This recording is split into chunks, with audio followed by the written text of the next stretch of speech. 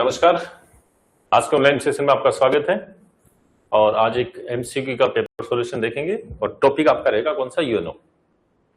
40 MCQ है और ध्यान से सुनना, ध्यान से समझना। हमने टॉपिक कर लिया था तो उसी में से अपना सॉल्यूशन होगा। सबसे पहला प्रश्न देखो आप, कौन सा प्रश्न है?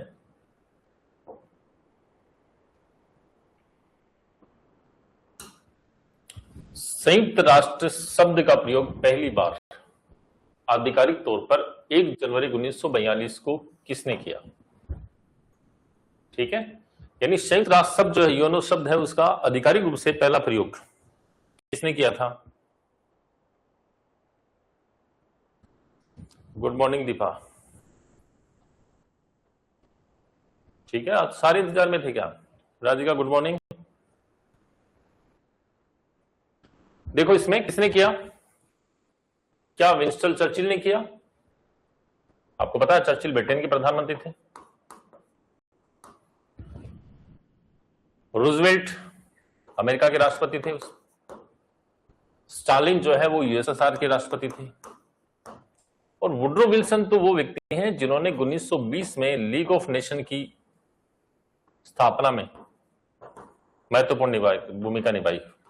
ठीक है, और वुड्रो विल्सन को आपको ये पता है कि हम मानते हैं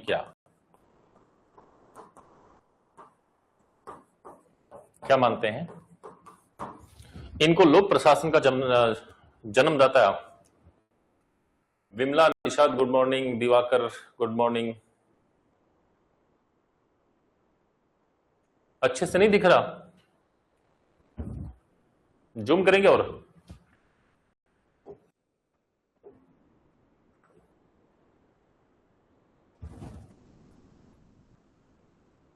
अब बताओ दीपा, आप दिख रहा है ठीक?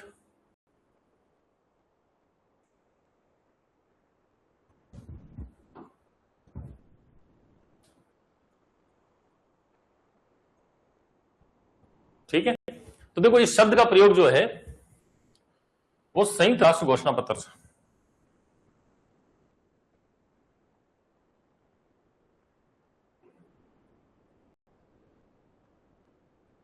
संयुक्त राष्ट्र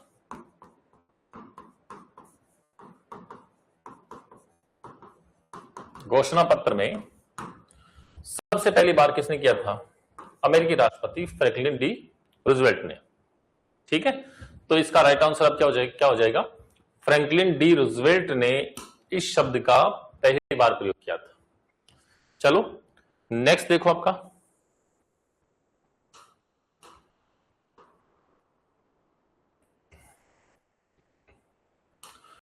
दूसरा प्रश्न है, संयुक्त राष्ट्र चार्टर के किस अनुच्छेद के तहत संयुक्त राष्ट्र सुरक्षा परिषद को अंतर्राष्ट्रीय शांति संयुक्त राष्ट्र सुरक्षा परिषद को अंतर्राष्ट्रीय शांति और सुरक्षा बनाए रखने की प्राथमिक जिम्मेदारी यानी प्राइमरी रेस्पॉन्सिबिलिटी दी गई है किसको? यूनाइटेड नेशन सिक्योरिटी काउंसिल को। ठीक है, कौन से अनुच्छेद के तहत काम हुआ है?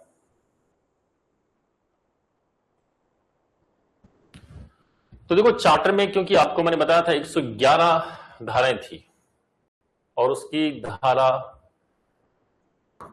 24 में कहा गया है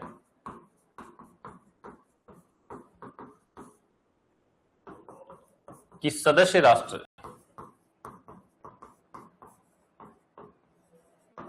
अंतर्राष्ट्रीय शांति व सुरक्षा को स्थापित करने का प्रयास करेंगे। ठीक है, तो धारा 24 अनुच्छेद 2 का 7 क्लोज 5199, तो इसमें आपका राइट आंसर कौन सा हो जाएगा? धारा 24 में कहा गया। चलो थर्ड देखो,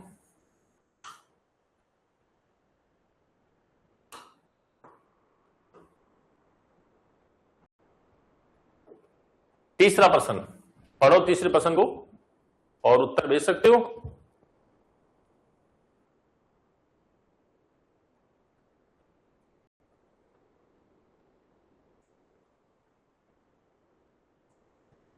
संयुक्त राष्ट्र निर्माण मानवता को स्वर्ग में ले जाने के लिए नहीं बल्कि उसे नरक से बचाने के लिए किया गया प्रयास है। ये कथन मैंने आपको जब हमने पढ़ा था टॉपिक, तब ये कथन लिखाया था। कि यूएनओ की स्थापना का लक्ष्य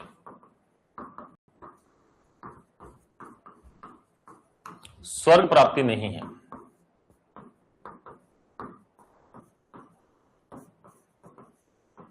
बल्कि लोगों को क्या करना है,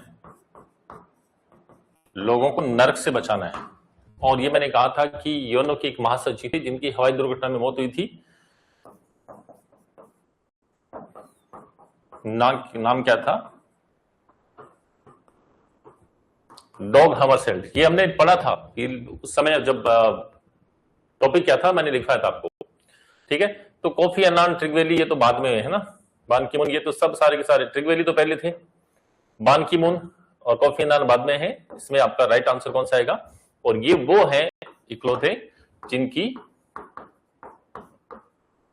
हवाई दुर्घटना में क्या हो गई थी, मौत हुई थी,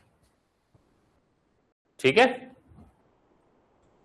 बिल्कुल थर्ड में सी आपका बिल्कुल सही है राधिका। चलो नेक्स्ट पर्सन देखो,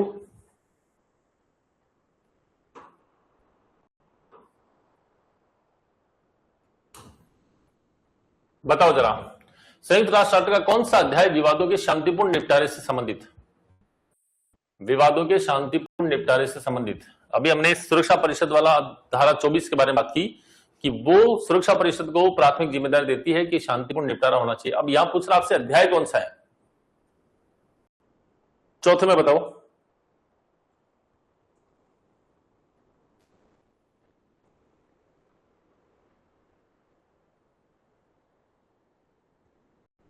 क्या अध्याय 5 है, क्या अध्याय 6 है, क्या अध्याय 7 है, क्या अध्याय 8 है? प्रश्न नंबर 4 में राधिका ए, अध्याय 5। देखो आप यहां पर दो अध्याय को देखो, एक तो 6 को देखो और एक 7 को देखो। 6 कह रहा है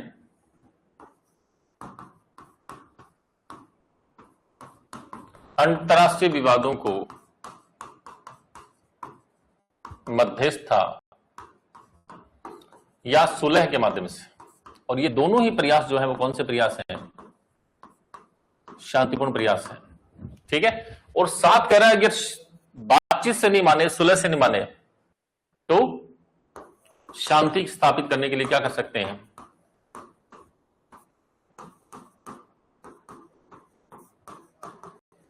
क्या कर सकते हैं, शांति स्थापित करने के लिए दंडात्मक कार्रवाई की जा सकती है, ठीक। और ये जो चैप्टर आपका 6 है उसका उल्लेख कहां से कहां तक है, अनुच्छेद 33 से 38। तो यहां पर आपका राधिका पहला नहीं होगा बल्कि कौन सा उत्तर हो जाएगा, अध्याय 6 ऑप्शन नंबर 2, ठीक है। नेक्स्ट पर्सन देखो,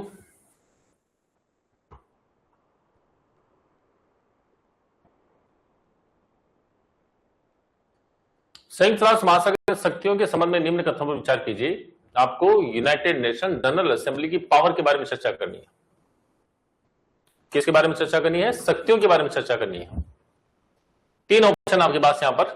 संयुक्त राष्ट्र के बजट को मंजूरी देती है, बिल्कुल बजट को मंजूरी महासभा देती है, और सदस्यों के वित्तीय अनुदान, क्योंकि मैंने आपको कहा कि संयुक्त राष्ट्र संघ की सबसे जो बड़ी कमजोरी है, अगर संयुक्त राष्ट्र सफल नहीं हुआ तो उसके प्रमुख रूप से 2 कारण है। एक कारण आपका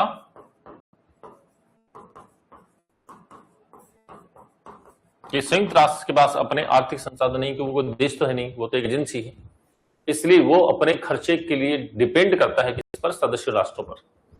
और दूसरा मैंने कहा था कि उसके पास अपनी खुद की सेना नहीं है, तो जहां भी उसको पीस कीपिंग ऑपरेशन चलाना होता है, शांति अभियान चलाना होता है, वो सदस्य राष्ट्रों से सेना मांगता है। आप जैसे खुद एग्जांपल में ले लो, मान लो भारतीय कोई सेना की टुकड़ी है, वो पीस कीपिंग अभियान में काम कर रही है, किसमें, यूएनओ में। तो अगर उस पीस कीपिंग अभियान में जीत होगी तो वो यूएनओ की होगी, और हार होगी तो वो भी किसकी, यूएनओ की होगी। तो वहां पर सदस्य राष्ट्रों की सेनाएं जाती है, लेकिन उतनी बहादुरी के साथ में वो अपना प्रदर्शन नहीं करती है। लेकिन जैसे मान लो भारत पाकिस्तान का युद्ध हो गया, तो अगर जीतेगी तो भारतीय सेना जीतेगी, हारेगी तो भारतीय, तो जिम्मेदारी किसी सेना की बन जाती है। यहां जिम्मेदारी किसकी? यूएनओ की है। ठीक है, तो ना तो उसके पास अपने कोई आर्थिक संसाधन है, ना ही उसके पास अपनी कोई सेना है। तो ये पहली बात तो ठीक है कि संयुक्त राष्ट्र के बजट को मंजूरी देना और वित्तीय अनुदान को तय करना। सुरक्षा परिषद की सिफारिश पर नए सदस्यों को प्रवेश देना, बिल्कुल मैंने आपको लिखाया था कि सुरक्षा यूएनओ में जो सदस्य जुड़ते हैं उनको महासभा सदस्यता प्रदान करती है, लेकिन किसकी सिफारिश पर? सुरक्षा परिषद की सिफारिश पर। ठीक है, तीसरा है, इसके द्वारा पारित सभी प्रस्ताव सदस्य राज्य कानूनी रूप से नहीं, सलाहकारी बताया था मैंने आपको, ये सलाह दे सकती है। जैसे कश्मीर का मामला था, उसमें भी इन्होंने जनमत संग्रह की बात की थी। ठीक है, तो ये कानूनी रूप से बाध्यकारी नहीं होते हैं। ठीक, इसका मतलब ये गलत है। तो केवल आपका कौन सा सही हो गया?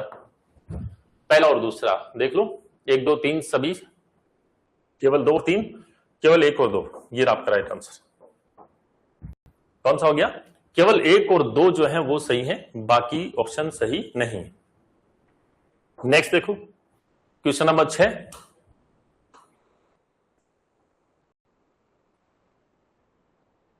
क्या कह रहा है? 6 में भी 3 ऑप्शन दे रखे हैं।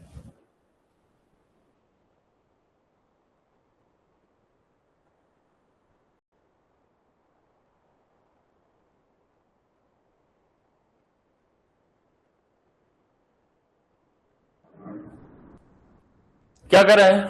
अंतरराष्ट्रीय न्यायालय के बारे में कौन सा कथन सही है? अंतरराष्ट्रीय न्यायालय के बारे में आपसे पूछ रहा है, कुछ कथन है, और आईसीजे के बारे में बात कर रहा है, इंटरनेशनल कोर्ट फॉर जस्टिस। इसमें 15 न्यायाधीश होते हैं जिनका कार्यकाल 9 वर्ष होता है। बिल्कुल करेक्ट है, मैंने आपको पूरा पढ़ा था हमने। 9 साल इनका कार्यकाल होता है। भारत के दलवीर भंडारी है, वो दूसरे कार्यकाल के आपके लिए जज बने, अभी आपको पता है। किसी भी एक देश से एक ही समय में 2 न्यायाधीश नहीं हो सकते, बिल्कुल ये बात भी ठीक है। एक देश में एक रिप्रेजेंटेटिव होगा। इसका मुख्यालय न्यूयॉर्क के बजाय हैग होगा। हैग नीदरलैंड में स्थापित है। बिल्कुल, संयुक्त राष्ट्र का अंतरराष्ट्रीय न्यायालय का मुख्यालय हैग नीदरलैंड में है, और आजकल नीदरलैंड को आप इस नाम से भी जानते हो, हॉलैंड के नाम से। हॉलैंड आ जाए तब भी ठीक। तो यहां तो बातें तीनों ही सही हैं, पहला, दूसरा और तीसरा सही। तो आपका ऑप्शन कौन सा हो जाएगा? प्रश्न नंबर 6 में आपका ऑप्शन नंबर हो जाएगा बी। 1 2 और 3 सभी विकल्प सही है।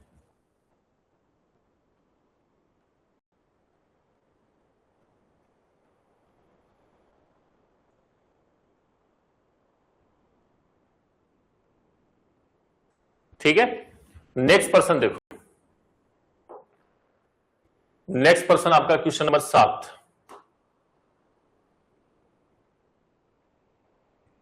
7 नंबर क्या कह रहा है?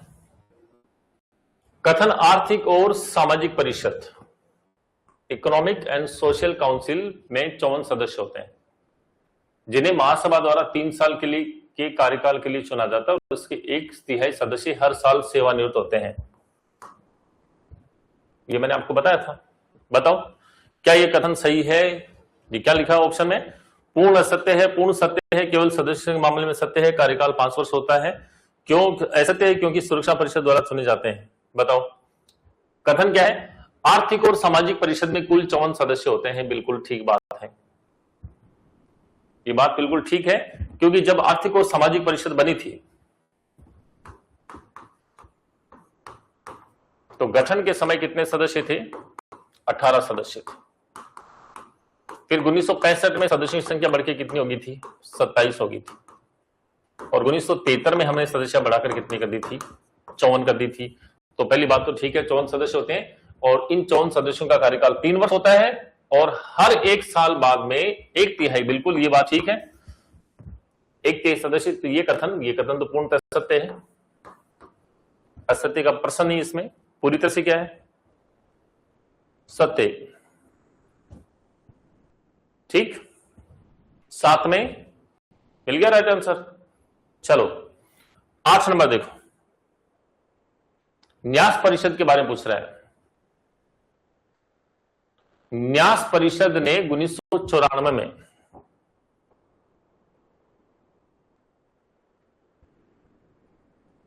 न्यास परिषद ट्रस्टीशिप काउंसिल ने 1994 में प्लाऊ नामक देश था, ठीक है, कि स्वतंत्र होने के बाद अपना संचालन औपचारिक रूप से निलंबित कर दिया है।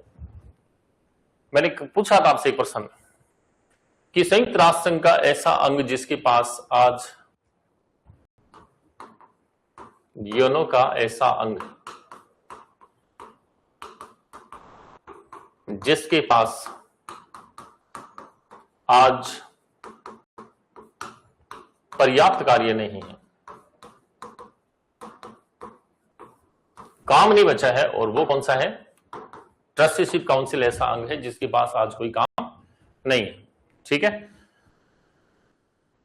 और जब पढ़ा था मैंने प्लाव के बारे में आपको बताया था, क्योंकि जब ट्रस्ट के रूप में ऑपरेशन है तो प्लाव जब स्वतंत्र हो गया तो उसके बाद कोई काम नहीं बचा, तो इसके औपचारिक रूप से इसके काम को क्या कर दिया? निलंबित कर दिया। तो बात पूरी तरह से क्या है? सही है। 8 में 1 बिल्कुल ठीक है, बिल्कुल करेक्ट आंसर है आपका 8 में। ठीक, चलिए 9वां प्रश्न देखते हैं।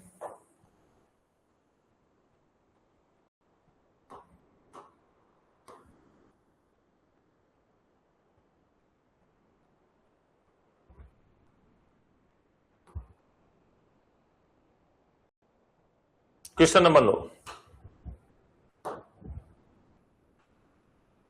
कथन कारण है शीत युद्ध के दौरान संयुक्त राष्ट्र सुरक्षा परिषद अंतरराष्ट्रीय संघर्षों को रोकने में काफी हद तक पंगु रही। पहली बात तय कर रहा है, कारण क्या बता रहा है कि सोवियत संघ और अमेरिका द्वारा वीटो पावर के अत्यधिक राजनीतिक उपयोग ने परिषद को कोई भी ठोस कार्रवाई करने से, बताओ जरा इसका, ये मैंने आपको क्लास में डिस्कस करवाया था।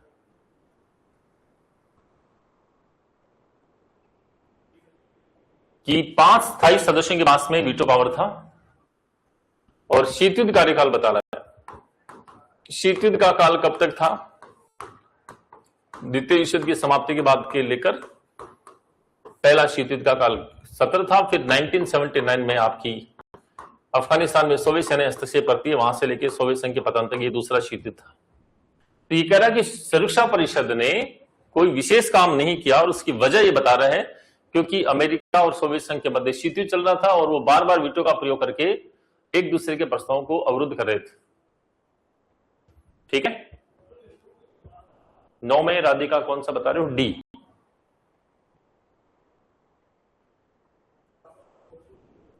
बिल्कुल डी करेक्ट आपका। क्यों? क्योंकि बात तो ये थी कि संयुक्त राष्ट्र संघ पंगु क्यों हुआ? क्योंकि बार बार वीटो का प्रयोग हो रहा था, तो एक दूसरे प्रस्ताव पर चर्चा ही नहीं हो रही। अमेरिका प्रपोजल आता तो सोवियत संघ वीटो कर देता, सोवियत संघ, क्योंकि जो सुरक्षा परिषद वो भी 2 गुटों में बटी थी। 5 स्थायी सदस्य में थे सोवियत संघ और चाइना, वो एक तरफ थे, आएंगे, हालांकि चाइना खुलकर नहीं आया था, और दूसरी तरफ अमेरिका, ब्रिटेन और फ्रांस, क्योंकि ब्रिटेन के प्रधानमंत्री चर्चिल के फुलटन भाषण से तो शीत युद्ध शुरू हुआ था। शीत युद्ध का प्रारंभ कहां से होता है? ब्रिटेन के प्रधानमंत्री चर्चिल ने क्या किया था? एक शहर था फुलटन शहर,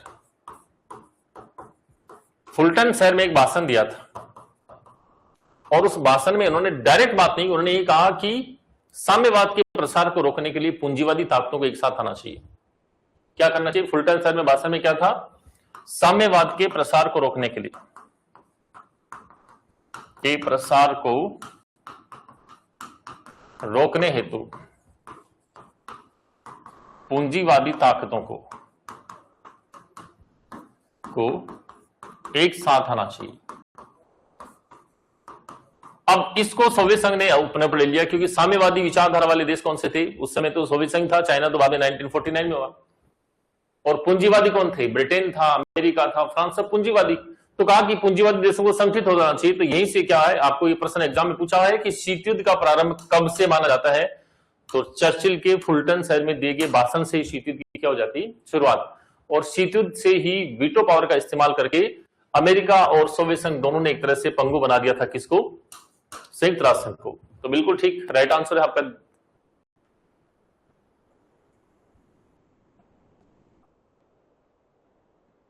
ठीक है, अब देखो नेक्स्ट प्रश्न आपका,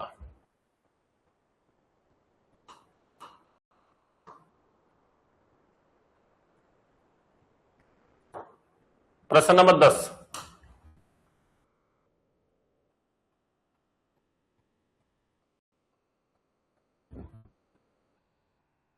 शांति के लिए एकता प्रस्ताव ने संकट के समय सुरक्षा परिषद से महासभा के शक्ति हस्तांतरण की अनुमति दी।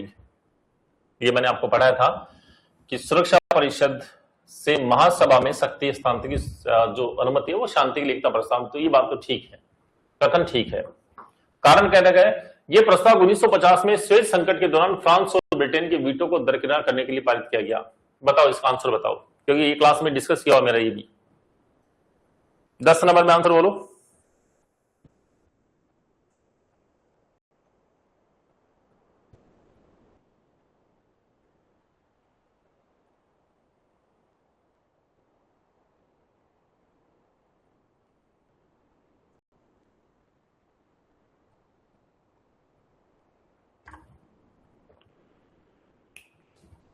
जल्दी बताओ। 10 में बी बता रहे हो।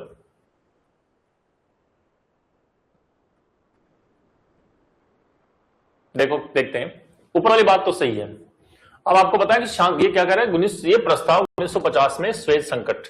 तो पहली तो बात आपको ये पता है, ये हमने क्लास में डिस्कस किया था कि स्वेज संकट कब पैदा होता है। स्वेज संकट पैदा होता है 1956 में। कब पैदा होता है? 1956 में। तो ये आधा तो यही गलत हो गया। ठीक है, आपको मैंने बताया था शांति के लिए एकता प्रस्ताव,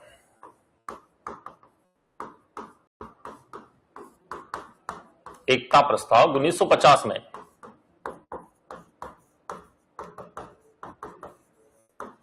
कोरिया युद्ध रोकने के लिए सोवियत संघ वीटो का प्रयोग ना कर पाए।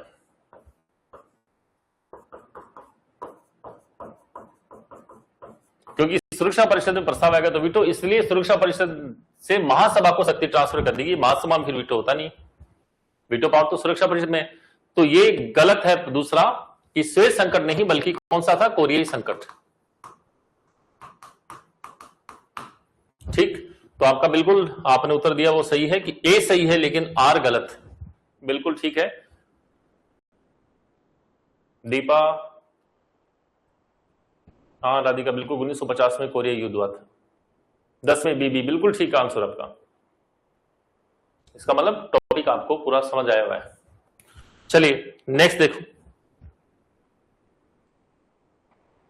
नेक्स्ट आपका है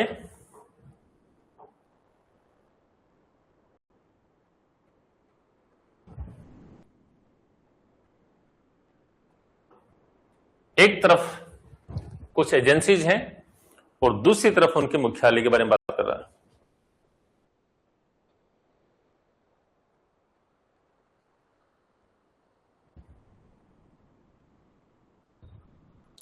एक तरफ कुछ संगठनों के नाम है और दूसरी तरफ पूछ रहा है कि इनके मुख्यालय कहां है। करो जरा सुमेलित। Question number 11।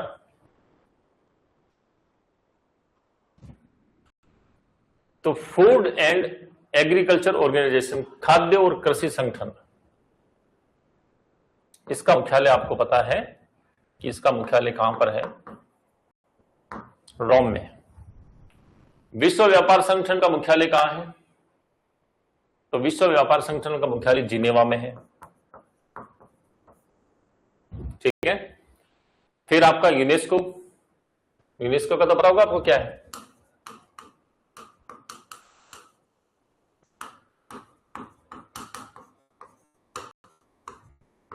United nation educational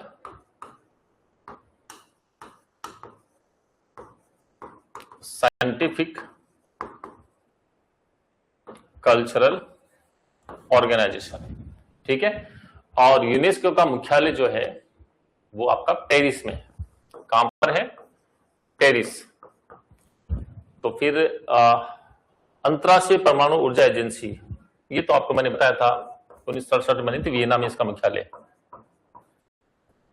जो परमाणु कार्यक्रम को कंट्रोल करती। IAEA, international atomic energy agency. ठीक है, तो कर लो। पी में रोम, पी में 3, देखो जरा, पी में 1 4 3 3, तो ये 2 तो नहीं होंगे, पी में 3। ठीक, क्यू में जिनेवा, क्यू में 1, ये आ गया आपका, क्योंकि यहां क्यू में 4 आ रहे हैं। तो प्रश्न नंबर 11 में क्या हो गया? बी, बिल्कुल ठीक है। चलो नेक्स्ट देखो। ये तो आपको करना ही पड़ेगा क्योंकि ये हमने डिस्कस किया था क्लास में।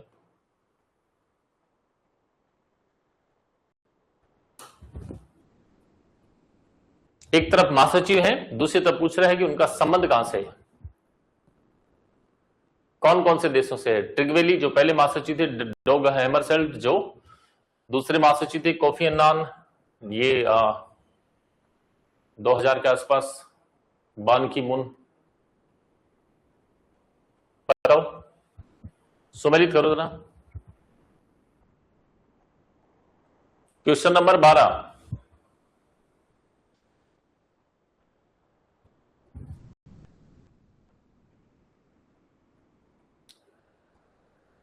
ट्रिगवेली का मैंने आपको लिखवाया था नॉर्वे।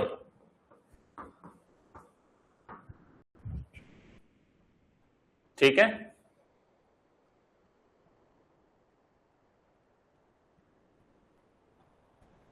इसका तो हो गया आपका कौन सा, 3। तो पी में 3 है, इसका मतलब ये 2 ऑप्शन तो नहीं होंगे। P3 P3 3 4 1 2, राधिका 3 4 1 2 3 4 1 2, यानी 3 4 1 2 आपका ये बता रहे हो, आप सी ऑप्शन बता रहे हो, या 3 1 4 2?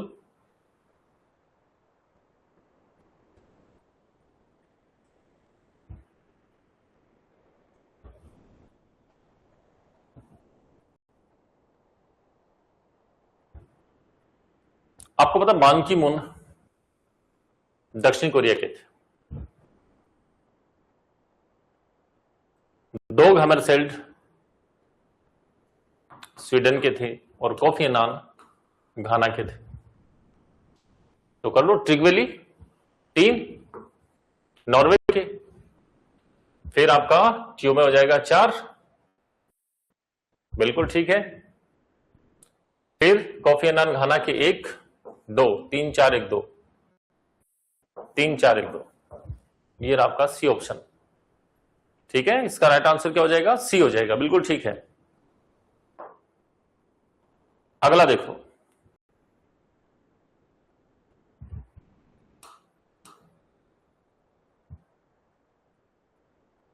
प्रश्न नंबर 12। संयुक्त राष्ट्र के मुख्य अंगों की सूची के संदर्भ में कौन सा असंगत है? जो अंग है, तो यहां तो ये तो बहुत सिंपल सा प्रश्न रहा है। एक तो होते हैं अंग और एक होते हैं एजेंसीज, अथॉरिटी आपकी, अभिकरण। तो अंग तो 6 थे ही आपके, महासभा, सुरक्षा परिषद, सामाजिक व आर्थिक परिषद, न्यास परिषद, अंतर्राष्ट्रीय न्यायालय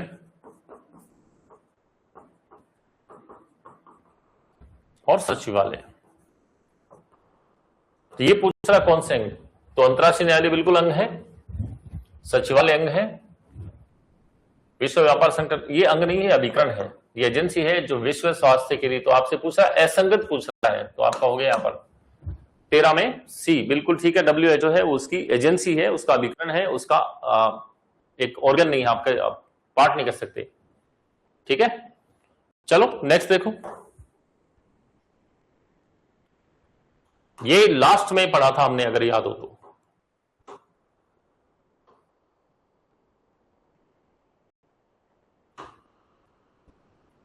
संयुक्त राष्ट्र की ऑफिशियल लैंग्वेज कौन कौन सी है, और उसमें पूछ रहा है गलत भाषा की पहचान करें।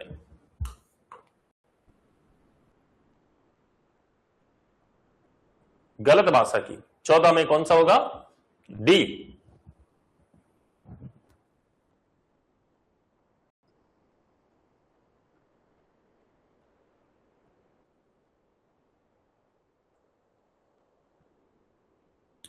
बिल्कुल, डी का मतलब जर्मन। देखो स्पेनिश है, अरबी है, चीनी है, फ्रांसीसी भी है, रशियन भी है, जर्मन भाषा नहीं है। तो जर्मन सुरक्षा परिषद का आधिकारिक भाषा 6 थी, 6 बताई थी मैंने आपको, उनमें जर्मन शायद नहीं था। 6 बताए ना, स्पेनिश, अरबी, चीनी 3, उसके अलावा अंग्रेजी 4,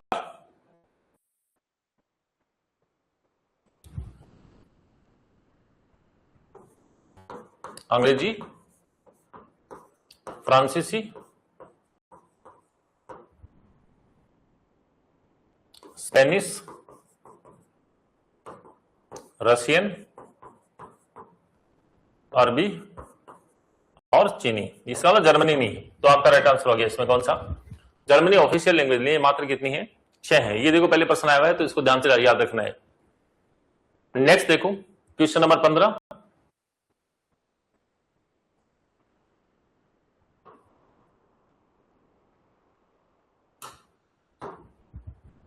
संयुक्त राष्ट्र की स्थापना के ऐतिहासिक मील के पत्थरों में उनके कालक्रम में व्यवस्थित करें। ये हमने शुरुआत में पढ़ा था कि पहले कौन सा सैन फ्रांसिस्को समिट हुई थी, या अटलांटिक चार्टर था, डम्बर्टन ओक सम्मेलन था, याल्टा सम्मेलन। इनको आपको सुमेलित करना है।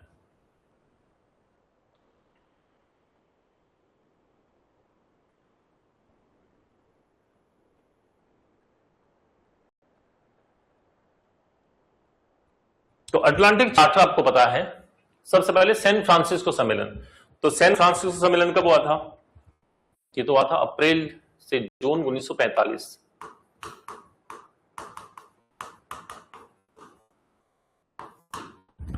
अटलांटिक चार्टर, ये शायद सबसे पहली घटना मैंने आपको बताई थी। अटलांटिक चार्टर 1941 में। डम्बार्टन ओक सम्मेलन ये आपका 1944 में हुआ था। और याल्टा सम्मेलन है, ये हुआ था फरवरी 1945। तो आपका हो जाएगा 2 3 4 1, 2 3 4 1। तो पहले कौन सी घटना है, अटलांटिक चार्टर है, उसके बाद में डम्बार्टन ओक्स है, उसके बाद आपका याल्टा सम्मेलन है। और क्योंकि फरवरी में 45 में याल्टा होता है, उसके बाद सैन फ्रांसिस्को सम्मेलन में चार्टर वाली बात हमने पढ़ी थी। तो इसका हो गया 2 3 4 1। अब आप समझ गए ना प्रश्न का टाइप कैसे होगा, यानी आपने सम्मेलन पढ़े लेकिन सम्मेलनों के क्रम भी आपको याद रखने। 15 में ये बिल्कुल ठीक।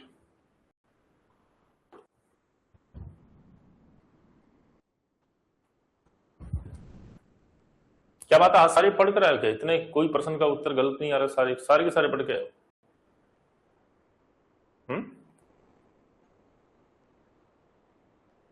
पढ़ के आए हो, टॉपिक आपका क्लियर हो गया है, इसका मतलब बहुत अच्छी बात है। तो राधिका संडे था तो तैयारी की होगी सबने।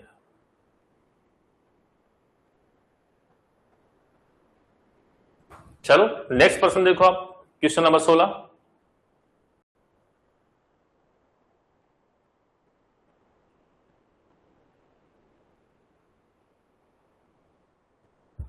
क्या कह रहा है, संयुक्त राष्ट्र से जुड़ी महत्वपूर्ण घटनाओं के क्रम में लगाइए। सहस्त्र शताब्दी विकास लक्ष्यों को अपनाना, प्रथम यूएन शांति सेना का गठन, मानवाधिकारों की सार्वभौम व्याख्या को अपनाना और सतत विकास के लक्ष्यों को अपनाना। बताओ, ये शायद हमने क्लास में डिस्कस नहीं किया, अब इसका बताओ। इतना पढ़ कर आए क्या?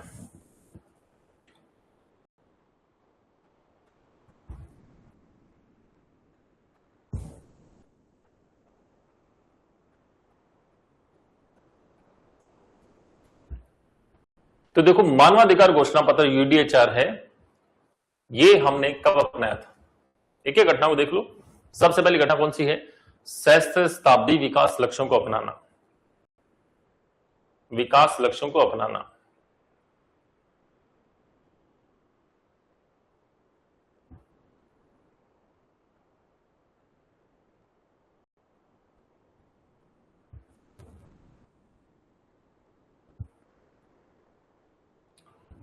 इसकी स्थापना होती 1948 में यूडीएचआर की।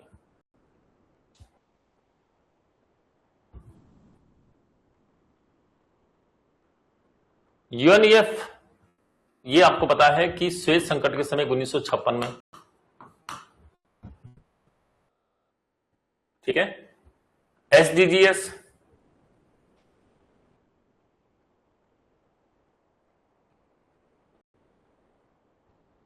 एसडीजीएस आपका है वो है 2015 और एमडीजीएस वो आपका 2000, ठीक है। तो इसका मतलब 2 3 1 4, कौन सा उत्तर बताया? ए नहीं, इसका होगा आपका राइट आंसर कौन सा होगा? 2 नंबर होगा। पहले आपका मानवाधिकार, अरे आपने पढ़ा था 10 दिसंबर 1948 यूएनओ ने मानवाधिकारों का घोषणा पत्र स्वीकार किया था।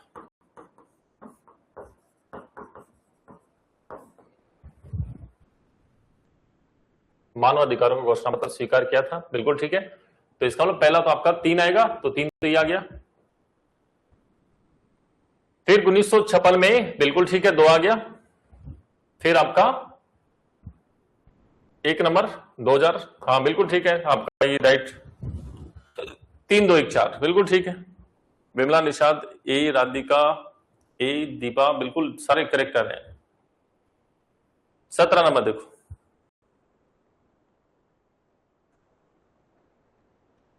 नेक्स्ट क्वेश्चन देखो आपका।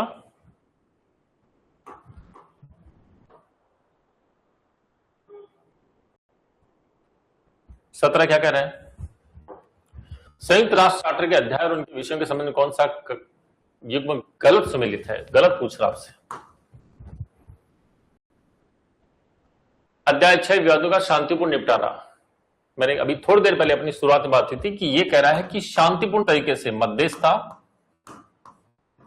और आपसी सुलह के द्वारा विवादों को निपटाना। ये तो 6 में बताया था आपको, आर्टिकल 33 से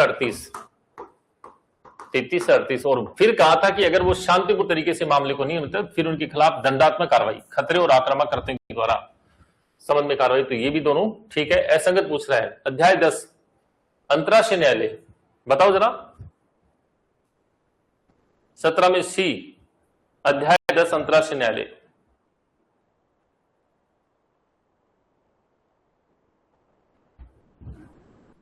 अंतरराष्ट्रीय न्यायालय 10 में, अंतरराष्ट्रीय न्यायालय 10 में नहीं है ना। अध्याय कौन से में है?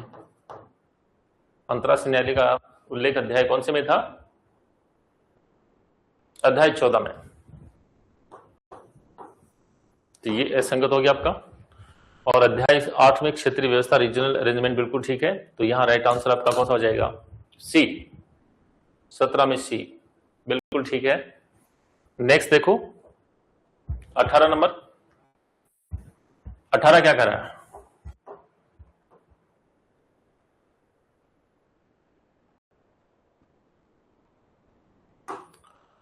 यूएन की विशेष एजेंसी और उनके मुख्य कार्य क्षेत्र के संबंध में गलत युग्म चुने।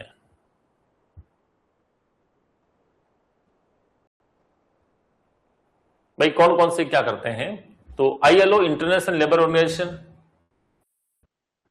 अंतर्राष्ट्रीय श्रम मानक, इंटरनेशनल मॉनेटरी फंड जो है वैश्विक मुद्रा सहयोग,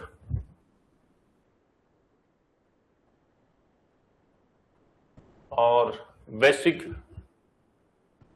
ओपीयू। बताओ 18 में। 18 में सी,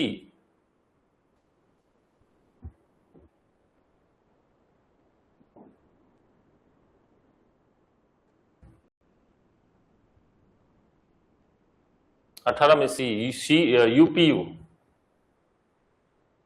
यूनिवर्सल पोर्टल यूनिट।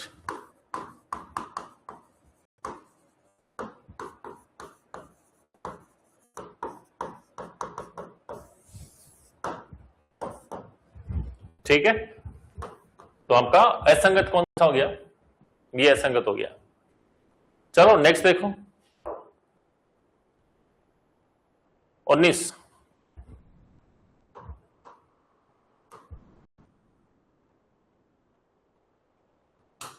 क्या बात है, इतने करेक्ट आंसर दे रहे हो सारे के सारे। आंसर देख देख के सर्च करके कर रहे हो क्या? कैसे सारे के सारे करेक्ट हो रहे हैं, एक भी कोई प्रश्न, क्योंकि ये पिछले बार तो हमने पढ़ा ही नहीं था।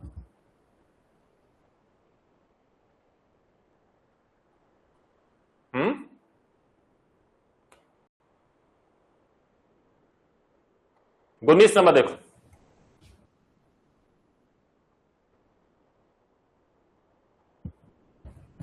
संयुक्त राष्ट्र चार्टर के महत्वपूर्ण अनुच्छेदों के संबंध में कौन सा सही है?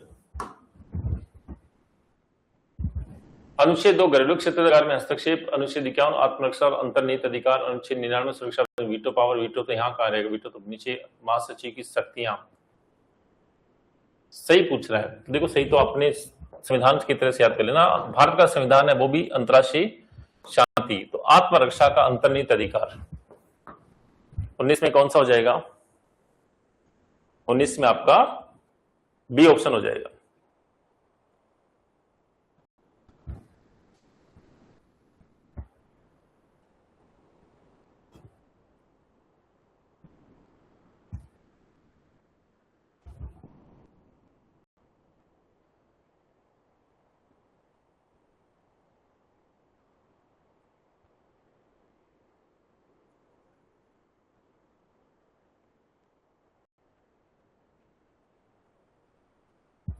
चलो नेक्स्ट देखो, question number 20,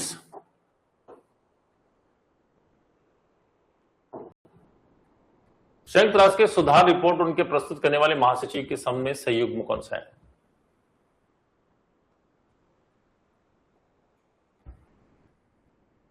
an agenda for piece, Boutros Boutros Ghali आपको पूछ रहा सही,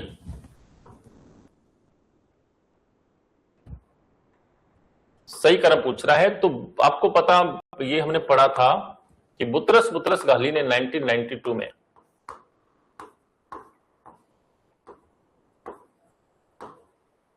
an agenda for piece report पेश की थी, और क्योंकि 91 में सोवियत संघ का पतन हुआ था, उसके बाद ये रिपोर्ट पेश की गई थी, और इस रिपोर्ट का जो उद्देश्य था उसको प्रिवेंटिव डिप्लोमेसी और पीस बिल्डिंग, प्रिवेंटिव डिप्लोमेसी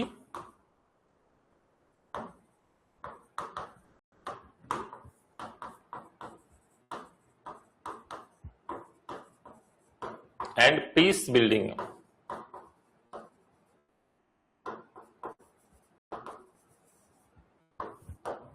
ठीक है, तो सही पूछा, तो ये तो आपका बिल्कुल करेक्ट है, तो आगे जाने की आवश्यकता नहीं है। सबसे पहले in larger freedom, Dag Hammarskjold, our common future, Kofi Annan, sustainable development goals, ट्रिगवेली।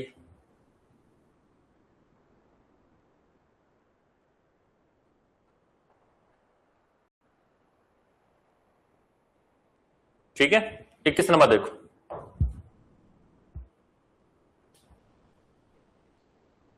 इक्कीस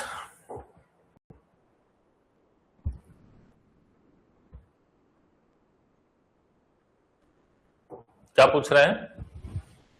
देश अक्ष ने देश वायु पर बिना किसी उकसावे के सैन्य हमला कर दिया, सुरक्षा परिस्थिति शांति बहाल करने के लिए प्रस्ताव लाती, लेकिन देश एक का एक सहयोगी जो यूएनसी का स्थायी सदस्य वीटो का प्रयोग कर देता है। इस गतिरोध को तोड़ने कार्रवाई के लिए यूएन के पास तत्कालीन कानूनी विकल्प क्या है?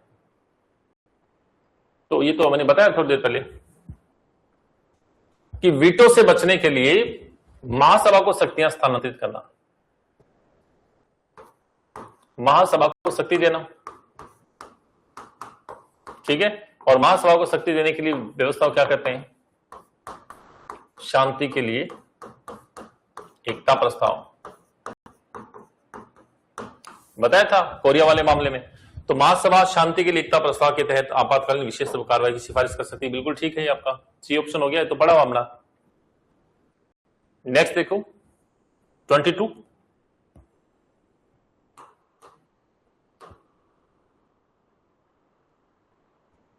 क्या पूछ रहा है?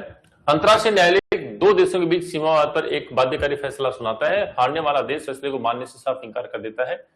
चार्टर के अनुसार जीतने वाला देश फैसले को लागू करने के लिए किसके पास जाएगा?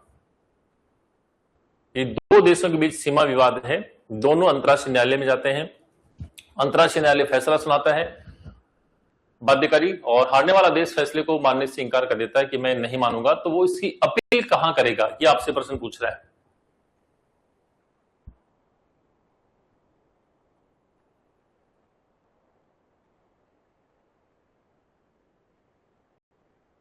तो अपील के लिए उसको, क्योंकि सबसे ताकतवर कौन है?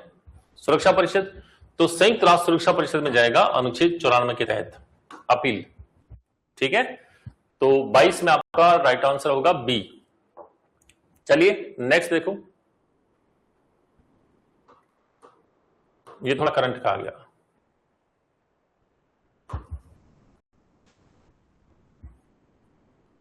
उन्नीस 1911 में लीबिया में मुअम्मर गद्दाफी कर्नल गद्दाफी के परिवार से हैं, कि शासन के दौरान नागरिकों पर हो रहे हमले को रोकने के लिए संयुक्त राष्ट्र सुरक्षा परिषद ने नाटो का तो पता है आपको,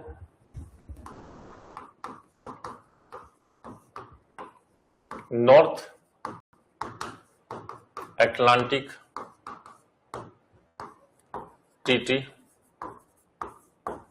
ऑर्गेनाइजेशन 1 अप्रैल 1949 को स्थापित होता है और किस सिद्धांत पर काम करता है? कलेक्टिव सिक्योरिटी, कि एक पर हमला सब पर हमला समझा जाएगा। ठीक है, नाटो को सैन्य हस्तक्षेप करने के लिए अधिकृत किया था। ये किस अंतरराष्ट्रीय सिद्धांत का व्यवहारिक अनुप्रयोग करता है? ये रहा कलेक्टिव सिक्योरिटी, सामूहिक सुरक्षा। और यूक्रेन भी इसीलिए नाटो का सदस्य बनना चाह रहा था कि रसिया से कभी दिक्कत हो तो फिर जो सारे सदस्य राष्ट्र हैं नाटो के, उनसे मुकाबला करना पड़ेगा।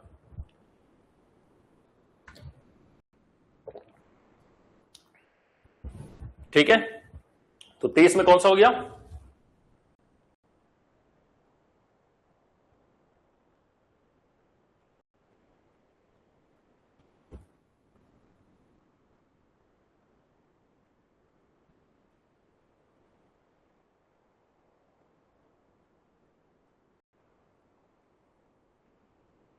सामूहिक सुरक्षा। चलो नेक्स्ट देखो, 24 नंबर।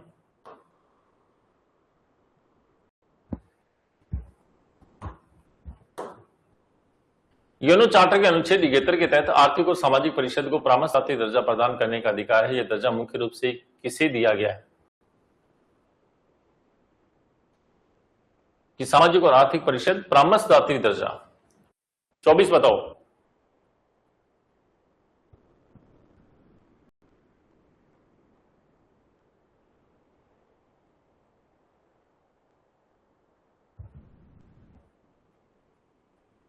परामर्श देने का दर्जा, तो परामर्श तो एनजीओ होते हैं हमारे भाई। एनजीओ का कार्य क्या होता है? एनजीओ क्या करता है कि आंकड़े एकत्रित करता है, क्योंकि सरकार के पास इतने तंत्र नहीं होते हैं, तो सरकार एनजीओ का गठन करती है। एनजीओ ग्राउंड पे जाके आंकड़े एकत्रित करता है, उसके आधार पर सरकारें अपने कानून बनाने की रूपरेखा तैयार करती है। ठीक है, तो क्या होगा इसमें? मल्टीनेशनल कंपनियां, NGO, non member observer state और रीजनल मिलिट्री कोएलिशन। नहीं, ये एनजीओ होगा। 24 में बी ऑप्शन। 25 देखो,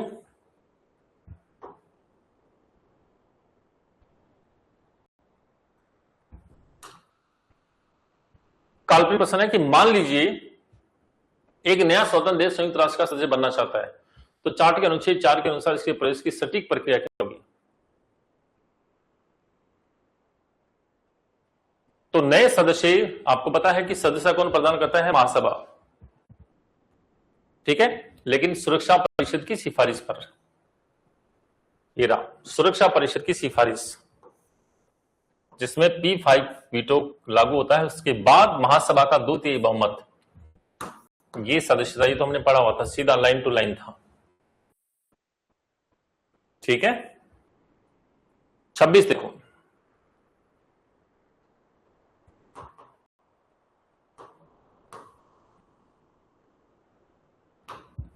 छब्बीस कह रहा है यदि कोई सदस्य देश लगातार 2 वर्ष तक संयुक्त राष्ट्र के बजट में अपना वित्तीय अंशदान देने में विफल रहता है, तो चार्टर के अनुच्छेद 19 के तहत उस पर क्या दंडात्मक कार्रवाई हो सकती है? 26 में देखो कि अगर अंशदान नहीं दिया गया,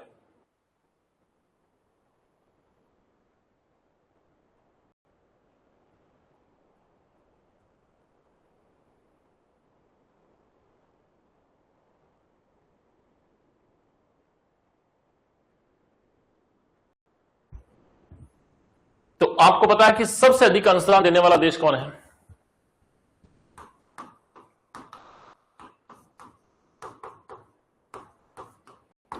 सबसे अधिक अंशदान देने वाला देश है वो है कौन सा? अमेरिका। और सबसे अधिक बकाया भी किसका है? अमेरिका का है। 2 साल से भी ज्यादा हो गए।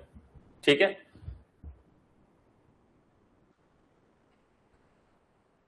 तो देखो प्रावधान तो ये है आर्टिकल 19 में कि 2 साल से अधिक बकाया होने पर उसका मतदान का अधिकार क्या हो जाता है? निलंबित हो जाता है, सस्पेंड कर देते हैं मतदान का। लेकिन अगर वो कारण उचित बता दे, यथेष्ट कारण बता दे कि भाई परिस्थितियां मेरे नियंत्रण से बाहर हैं, इसलिए मैं चुका नहीं पा रहा था, तब तो कार्रवाई नहीं होती, वरना सामान्यतः उसका right to vote in UNO general assembly वो क्या होता है? सस्पेंड हो जाता है। 27 नंबर देखो, महासचिव की पावर के बारे में पूछ रहा है। निम्न में से कौन सी शक्ति संयुक्त राष्ट्र महासचिव के पास नहीं है? क्या पावर नहीं है? 27।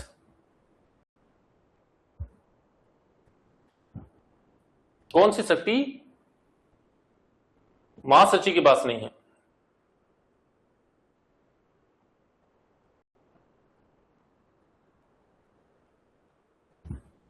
अंतरराष्ट्रीय शांति के खतरे वाले किसी मामले को सुरक्षा परिषद के ध्यान में लाना बिल्कुल ठीक बात है। संयुक्त राष्ट्र के मुख्य प्रशासनिक अधिकारी के रूप में कार्य करना ये भी ठीक है। सुरक्षा परिषद बैठकों में मतदान करना ताकि टाई की स्थिति को सुलझाए, नहीं, ये तो मामला नहीं है ना, सुरक्षा परिषद का मामला अलग। और महासभा को संयुक्त राष्ट्र के कार्यों की वार्षिक रिपोर्ट, बिल्कुल ये भी ठीक है। तो ये काम है, ये काम है, ये काम है, आपसे पूछा नहीं है। टाई वाली स्थिति में वोटिंग के लिए सुरक्षा परिषद में नहीं जाएगा, ठीक है, क्योंकि वहां तो 5 का परमानेंट आपको वोट चाहिए। 28 देखो,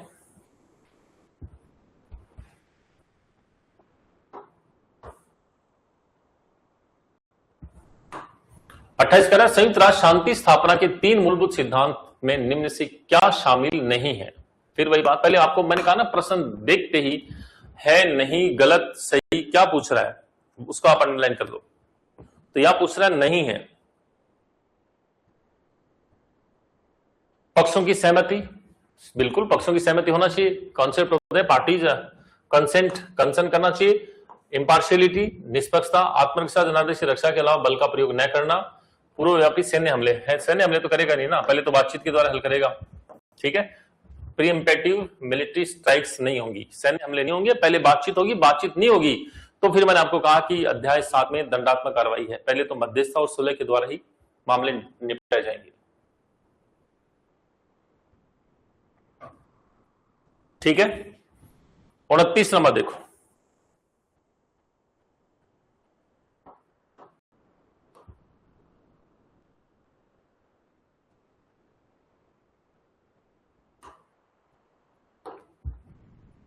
संयुक्त राष्ट्र चार्टर में संशोधन करने के लिए महासभा में 2/3 बहुमत की आवश्यकता होती है।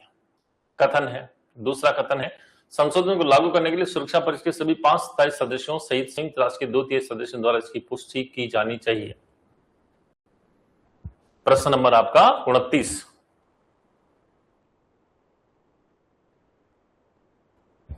तो ये तो आपको पता है कि संशोधन के लिए महासभा के 2/3 सदस्यों की सहमति होनी चाहिए, ये बात तो ठीक है। और प्रक्रिया संबंधी मामलों में सुरक्षा परिषद के 5 स्थायी सदस्यों सहित 9 सदस्यों का, तो 9 2/3 हो गया 15 का, तो ये दोनों बातें ठीक है।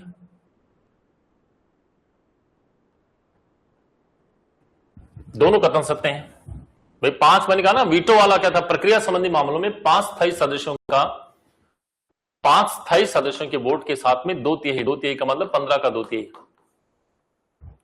ठीक है। टोटल कितने मेंबर है? 15 है। चलो नेक्स्ट देखो, 30 नंबर,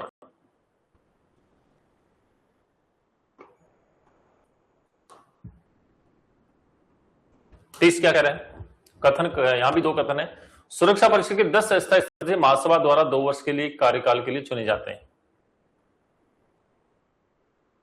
और दूसरा है, कोई भी अस्थायी सदस्य अपना कार्यकाल पूरा करने के तुरंत बाद पुनर्निर्वाचन के लिए पात्र होता है। बताओ प्रश्न नंबर 30। तो ये तो हमें पता है कि अस्थायी सदस्य हैं वो 2 वर्ष के लिए चुने जाते हैं, लेकिन कोई भी सदस्य अगर अस्थायी कार्यकाल पूरा करता है तो तुरंत नेक्स्ट टर्म के लिए नहीं होगा, एक टर्म का गैप हो जाएगा, उसके बाद पुनर्निर्वाचन के लिए पात्र होता है नहीं होता है।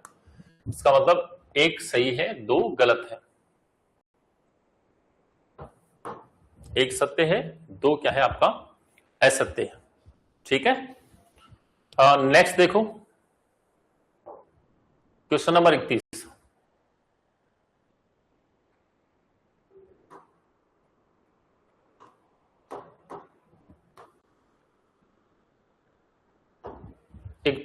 सिंपल सा प्रश्न है, उत्तर बताओ जरा फटाफट। 31 नंबर।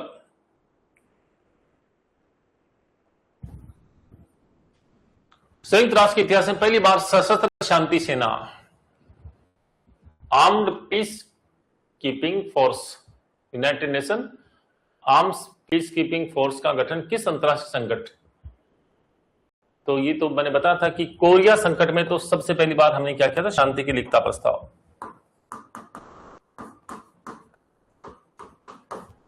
और अरब इजराइल के बाद स्वेज संकट के समय हमने सबसे पहले क्या किया था, सशस्त्र शांति सेना।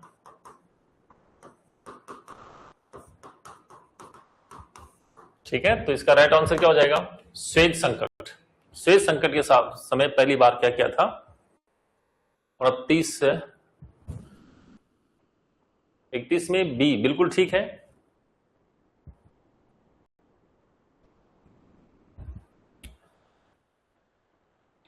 सारे कमेंट करके एक बात बताओ कि आज आप सारे आंसर सही कैसे दे पा रहे हो। क्या आपके पास आंसर की मौजूद है या आपने इतना पढ़ा है संडे को? हाँ,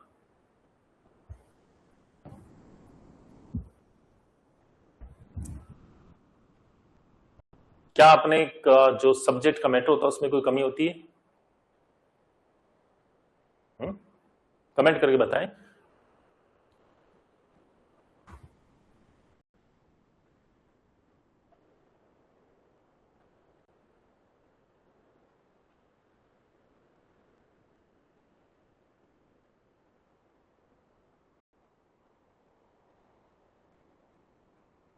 देखो नेक्स्ट प्रश्न 32।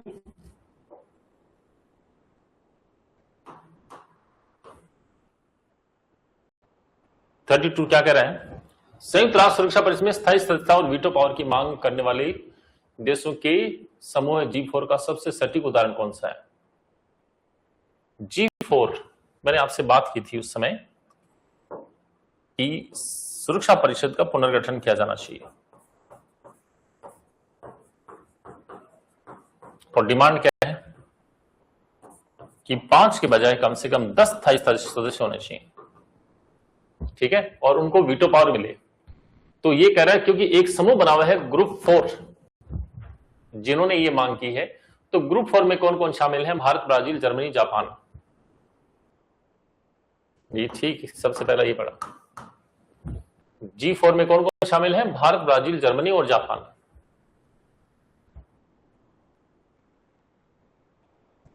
ठीक है, 32 में क्या होगा? 32 में आपका हो जाएगा ए। नेक्स्ट देखो 33, और 33 में कथन कारण 2 है।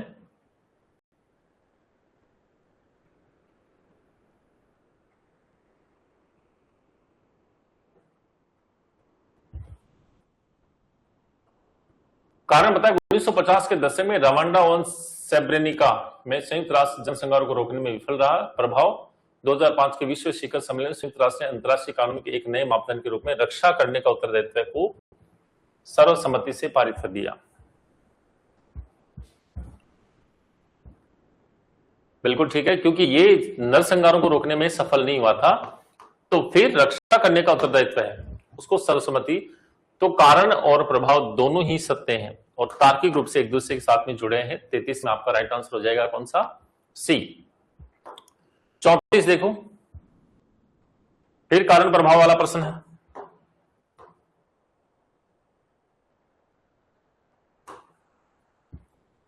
उन्नीस सौ 50 में सोवियत संघ ने कम्युनिस्ट चीन को यूएन में सीट न दिए जाने के विरोध में सुरक्षा परिषद का बहिष्कार किया और इस बहिष्कार के कारण अमेरिका को कोरिया युद्ध में हस्तक्षेप करने के लिए सुरक्षा परिषद में सैन्य कार्रवाई का प्रस्ताव पारित करने का मौका मिल गया, क्योंकि सोवियत वीटो अनुपस्थित था। कोरिया युद्ध में शांति के लिए एकता प्रस्ताव वाली बात है। प्रश्न नंबर 34,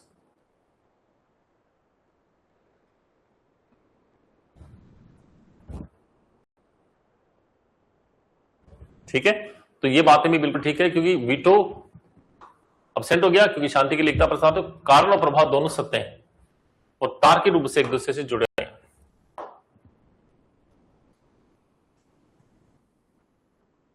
ये तो सीधा सा प्रश्न है।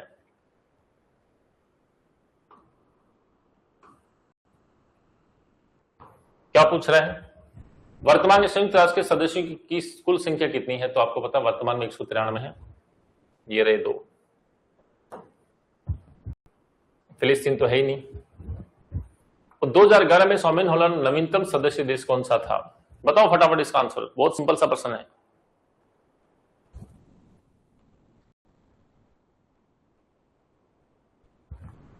पैंतीस नंबर का राइट आंसर क्या होगा?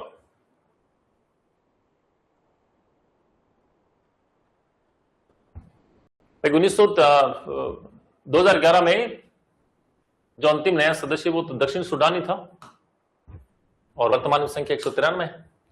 तो बी और सी में से ऑप्शन करना है, तो मॉन्टेनेग्रो तो नहीं है, 193 दक्षिण सूडान। 36 नंबर देखो,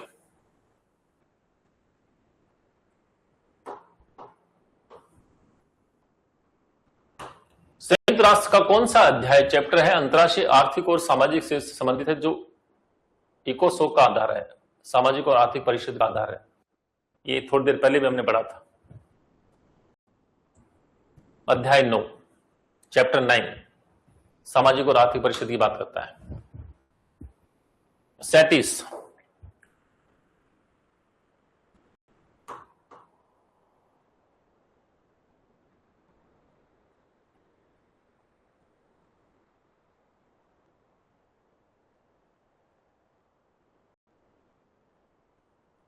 37 क्या कह रहा है? राष्ट्र संघ और संयुक्त राष्ट्र संघ में सामूहिक सुरक्षा की तुलना करने में सबसे प्रमुख वैधानिक अंतर, भाई यूएनओ और लीग ऑफ नेशन में अंतर पूछ रहा है। सबसे बड़ा अंतर क्या है? 37 नंबर।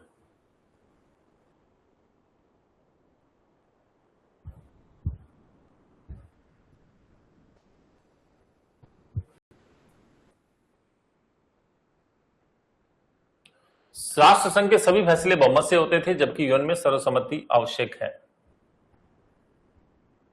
नहीं, सर्वसम्मति वहां पर थी।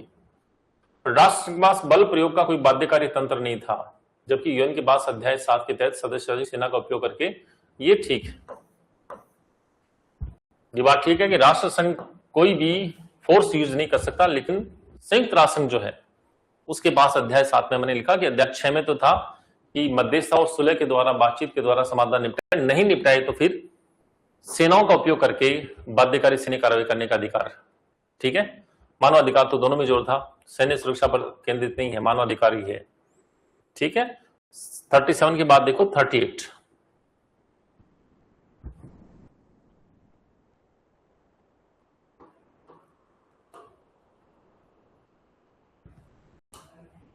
संयुक्त राष्ट्र के संदर्भ में पीस कीपिंग, शांति स्थापना और पीस बिल्डिंग के बीच क्या अंतर है? ये अभी मैंने बताया था, बुतरस घाली वाला, पीस कीपिंग और पीस बिल्डिंग।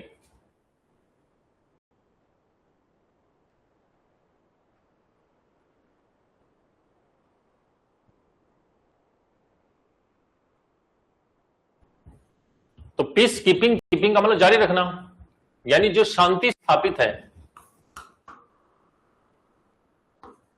शांति जो स्थापित है उसको जारी रखना,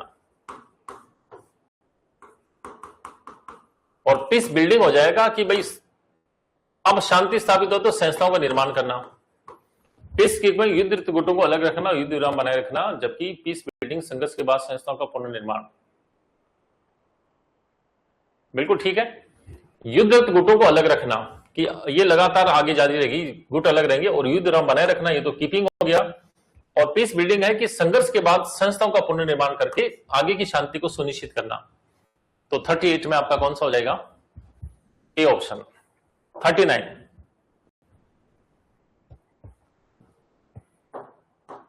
वीटो की बात कर रहा है।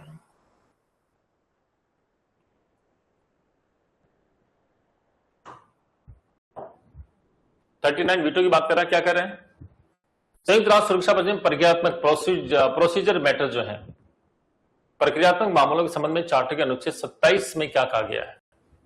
मैंने कहा था प्रक्रिया संबंधी मामलों में 5 स्थायी सदस्यों के साथ में सकारात्मक वोट की आवश्यकता है। 39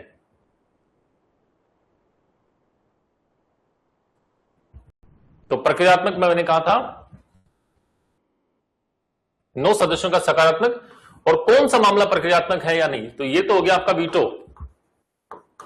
और कौन सा प्रोसीजर का मामला है कि नहीं, प्रक्रिया संबंधों के मामलों की पहचान करना, ये मैंने आपको बताया था कौन सा, डबल वीटो। ठीक है, तो इसमें किसी भी 9 सदस्यों के सकारात्मक positive affirmative votes of any 9 members, ठीक है, और वीटो लागू नहीं होता है। चलो नेक्स्ट और लास्ट क्वेश्चन आपका आज का सेशन का, सुरक्षा परिषद के कार्यपालन में डबल वीटो का अर्थ क्या है? ये अभी जो मैंने लिखा है पूछ रही है, डबल वीटो क्या होता है?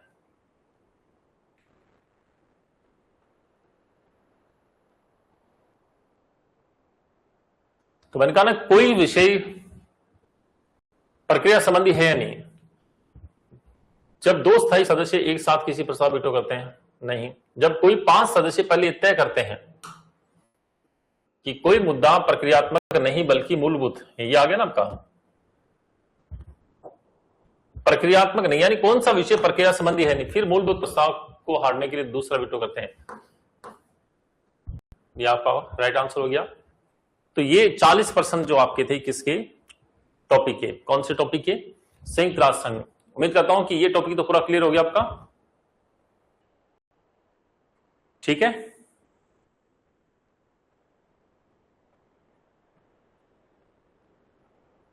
अच्छी तरह समझ आया? राधिका एक ही कमेंट कर रही, बाकी सारे अभी जाना नहीं है, 10 मिनट का ब्रेक करूंगा, ज्यादा नहीं करूंगा, उसके बाद एक टॉपिक लेंगे, पहले टॉपिक करेंगे भी। ठीक है, रोज आपको एक पेपर और फिर आपका टॉपिक। चलो ठीक है, मिलते हैं 10 मिनट बाद में।